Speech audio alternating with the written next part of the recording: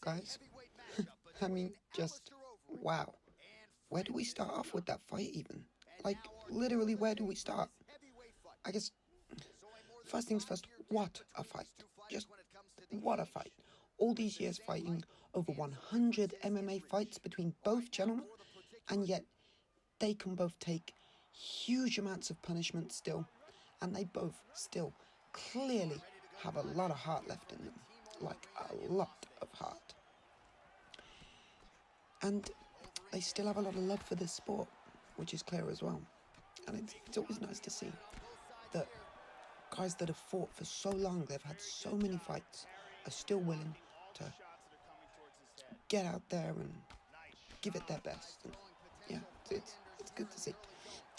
Before we get to the actual fight, I also gotta say, you can just call me the Mystic Fight Queen, 'cause I predict these things. I mean, come on. Was I not pretty much entirely accurate as to what would happen? Oleinik would start with the overhands and try to get in close with clinch, and Overeem would use the clinch to his advantage and fire off the knees. Exactly my prediction, and it's pretty much exactly how the fight went down. The only thing I got wrong was the round. I thought it would be a TKO in round 2. It was round 1.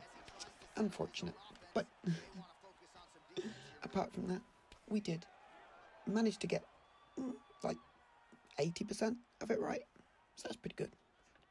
Last but not least, before I get into the fight itself, I have to briefly mention, or briefly discuss, I guess, like something that really angered me, because if I'd have known this prior to the fight, I would have been far more confident in Overeem winning this fight than I already was. I was already like 60-40, but I would have been like 80-20 if I'd have known this prior to the fight. So I already knew that they were friends with each other. That was a well-known storyline going into this fight, that they were friends with each other, sorry. But what wasn't known, what wasn't really spoke about, what didn't come out into the press until after the fight, was that they were former training partners, as well as friends. They literally used to train together.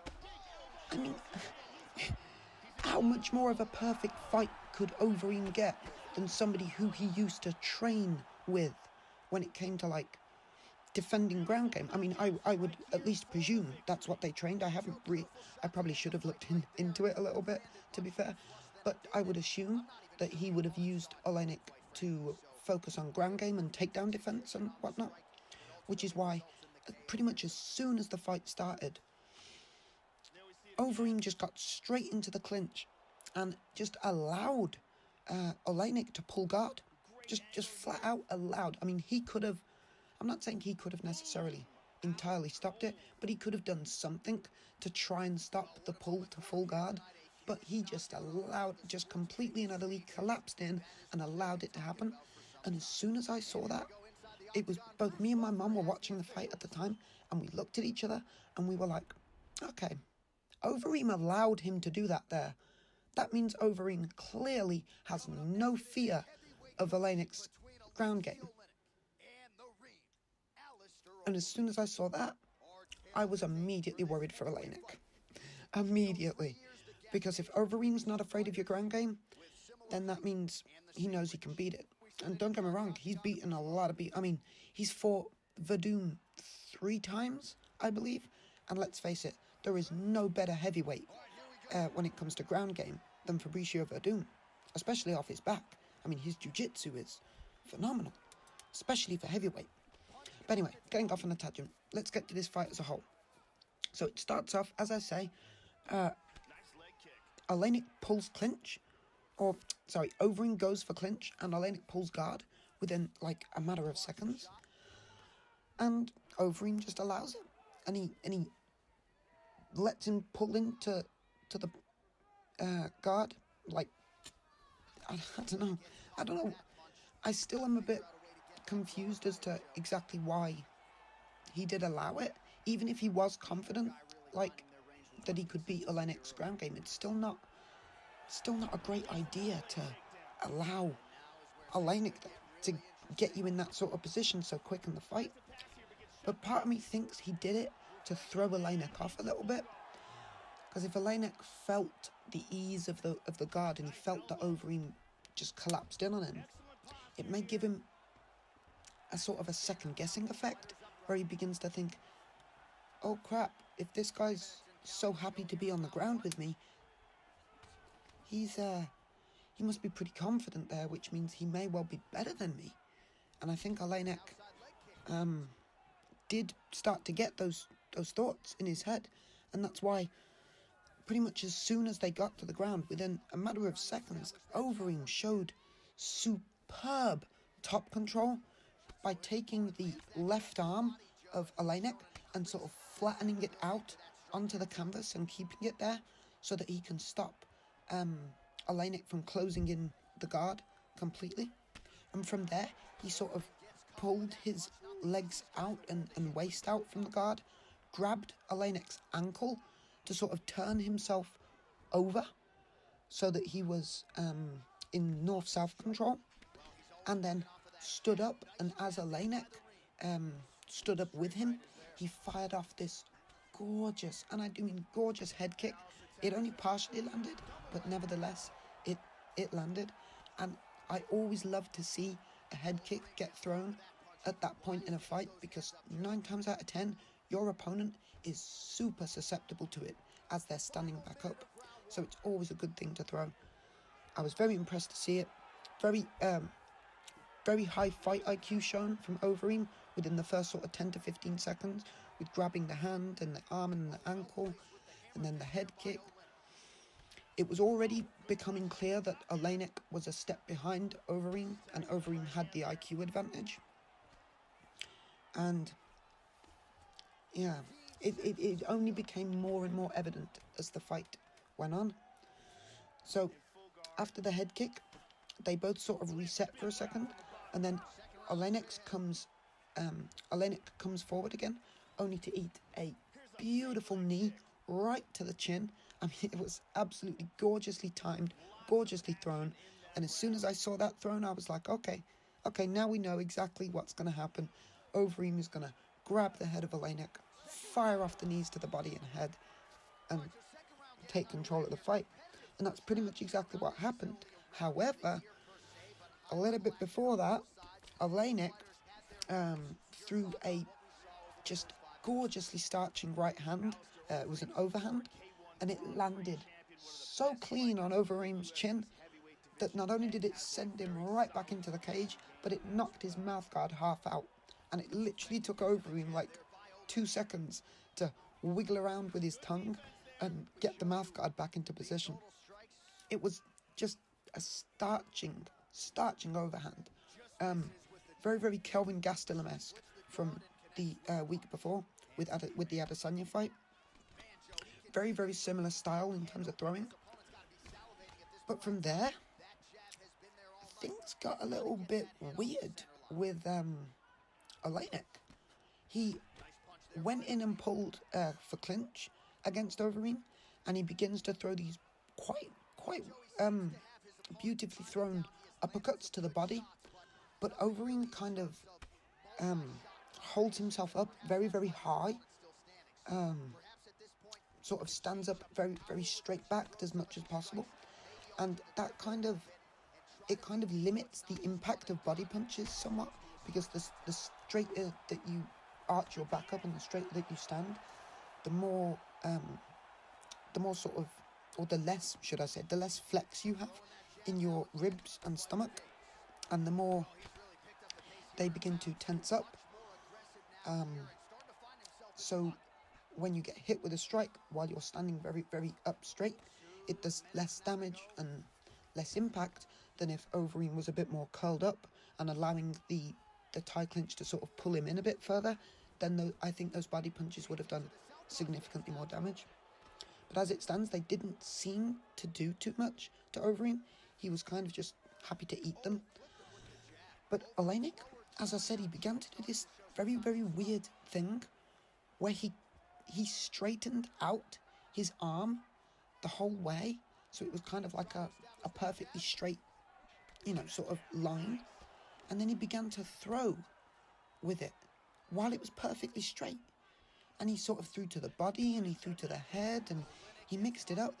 But all the while, he was keeping the entire arm, like, perfectly straight. And it was very, very strange to witness. Very strange indeed. But Overeem just kind of ate everything that Oleinik threw in the clinch and timed his knees absolutely perfectly. And for the rest of this fight, that was pretty much the only offense that he had. Overeem relied solely on the knees. He didn't throw punches, he didn't throw kicks, he just kneed the whole fight. And it worked out perfectly. He was landing to the body, to the head, to the body, over and over again. He was just eating all of Oleinik's offense and coming back with these gorgeous knees. Each knee, you could see it was doing more and more damage. Oleinik was getting hurt further and further, and his energy was just zapping with every single hit. Eventually, they sort of break from the cage after going back and forth. They kind of reset in the center once or twice, but then very quickly bring it back to the cage again.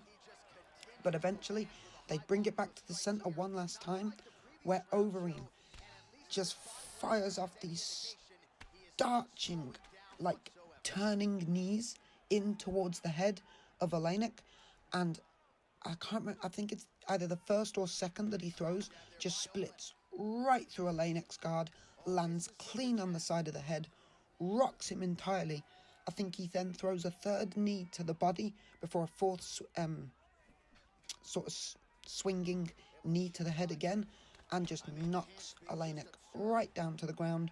And then he just proceeds to beat on Oleinik, and at this point, Oleinik doesn't even really seem to try to guard up very much or try to protect himself. He kind of just curls over and kind of turns away from the strikes kind of thing, you know? He kind of curls up in a sort of a submissive kind of, I'm done with this fight motion or gesture. And that just allows Overeem to just land, I think, 3 or 4, it was either punches or hammer fists, I can't remember exactly, and then he lands this absolutely gorgeous elbow, and the ref just calls it right there and then.